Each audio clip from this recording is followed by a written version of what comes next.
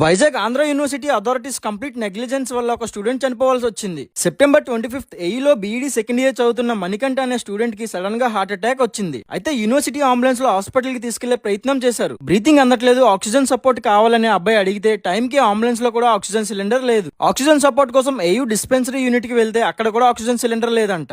ఇంకా చేసేదేమీ లేక వెంటనే కేజీహెచ్ హాస్పిటల్ కి తీసుకుని వెళ్లారు. అక్కడ డాక్టర్స్ ఇంజెక్షన్ ఇస్తుంటే బాడీ అప్పటికే బిగిసిపోయినట్టు అయిపోయి నీడిల్ బాడీలోకి ఇంజెక్ట్ అవ్వట్లేదంట. చివరికి ఆక్సిజన్ సపోర్ట్ లేక అబ్బాయి చనిపోవాల్సి వచ్చింది.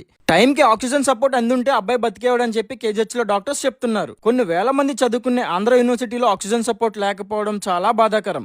రీసెంట్ గా 100 years గ్రాండ్ సెలబ్రేషన్ చేసుకున్న ఆంధ్ర యూనివర్సిటీలో ఒక స్టూడెంట్ కి బాగోపోతే కనీసం ఆక్సిజన్ సపోర్ట్ కూడా లేనంత దీన స్థితిలో ఉంది. ఈ స్టూడెంట్ చనిపోవడానికి కంప్లీట్ ఆంధ్ర యూనివర్సిటీ అథారిటీస్ నెగ్లిజెన్సే కారణమని, చనిపోయిన స్టూడెంట్ కి జస్టిస్ జరగాలని, మళ్ళీ ఇలాంటి ఇన్సిడెంట్ రిపీట్ అవ్వకుండా ఆంధ్ర యూనివర్సిటీ హాస్పిటల్లో మెడికల్ ఫెసిలిటీస్ ఇంప్రూవ్ చేయాలని డిమాండ్ చేస్తూ స్టూడెంట్స్ అందరూ ఆంధ్ర యూనివర్సిటీ బంద్ చేస్తున్నారు.